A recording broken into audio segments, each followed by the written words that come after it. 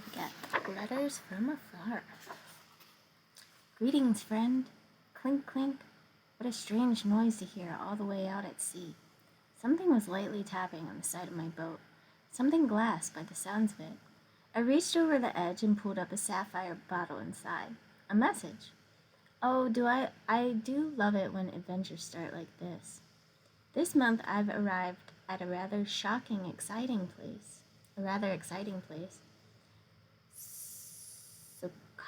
Socotra, a remote island between Somalia and Yemen. Here, everything has a unique twist. In fact, many call this place the Galapagos of the Indian Ocean. The plants, animals, and landscape of Socotra are like no other place on earth. Let me tell you all about it.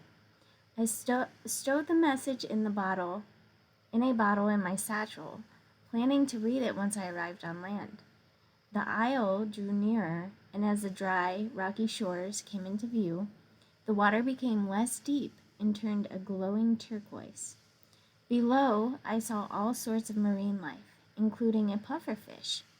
I dropped anchor and heavily dove into the crystal depths to swim to shore. The water was warm but refreshing, rinsing away my weary travels. Immediately, the island felt deserted. A few fishermen tended to their boats on shore, but there wasn't another soul in sight. Back to business. It was time to read the message. I slowly uncorked the bottle and unrolled the old parchment to find a poem. No, a riddle. To uncover the dragon's lore, past their rugged den, over rocky paths you'll tread, till the rose blooms again. Follow the white sand's crest, where the sun ascends high. In shadows deep, the cave awaits, where the dragon's secrets lie. The dragon's lore? A cave? I was intrigued to say the least. This riddle promised to reveal a secret, or perhaps it would lead me to lunch.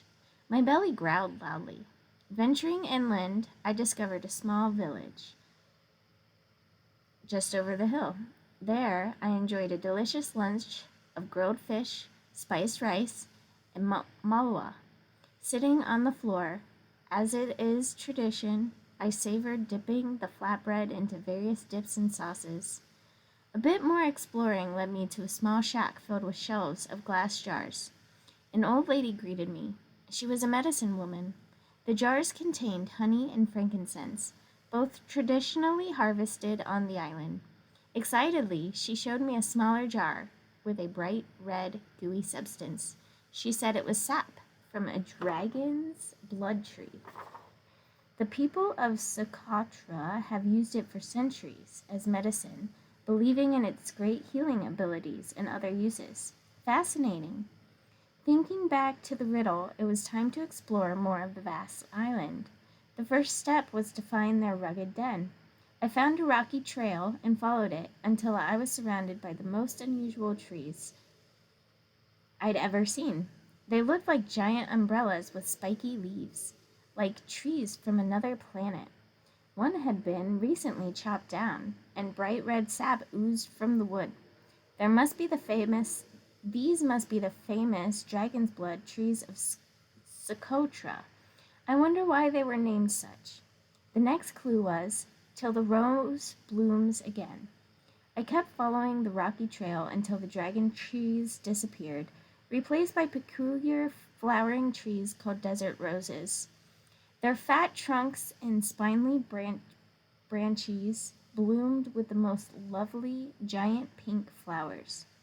The next line of the riddle said, to follow the sand's crest.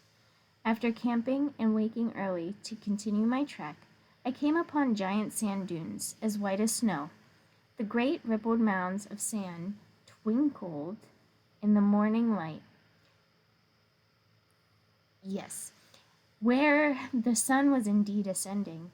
The dunes swept all the way down to the sea where that turquoise water awaited. As much as a dip in the ocean sounded exciting, I was on a mission. So off I went, as instructed, following the crest of the largest dune. This led me to the base of a mountain cast in shadow. Had I not ventured further to look up close, I would have missed the entrance. The entrance to the cave. I had arrived. Inside was pleasant and cool, a reprieve from the hot island sun. I lit my torch and excitedly began to take in my surroundings. There were giant stalactites and stalagmites in every direction, like ancient royals in their castle. The ceiling of the cave must have been 100 feet high. As I was roaming, a strange feeling came over me. I was suddenly aware that I had discovered something extraordinary, and as I turned a corner, my torch illuminated a wall. There it was before my eyes, the dragon's lore, just as the riddle promised. Age-old paintings and words and symbols decorated the stone expanse. I could not understand the language, but I can certainly understand the story. A large dragon was flying over a small island with boats floating in the sea.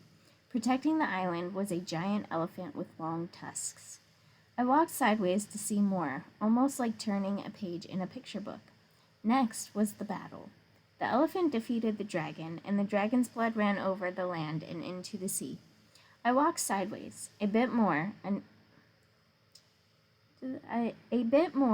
page. The dragon was gone, but the artwork now showed the island covered in those same strange umbrella trees, the dragon's blood trees. So this is the cultural legend of how they came to be. This story has been told for generations. I could have stayed in that cave for hours, and in fact I did. I even camped there for the night, amongst the bats and the Stachylides to keep me company. As I write you this letter, however, I'm back at sea, having just sailed past those glowing blue waters. My next destination is calling my name, and I must go. Until my next letter, Isabel. Good night.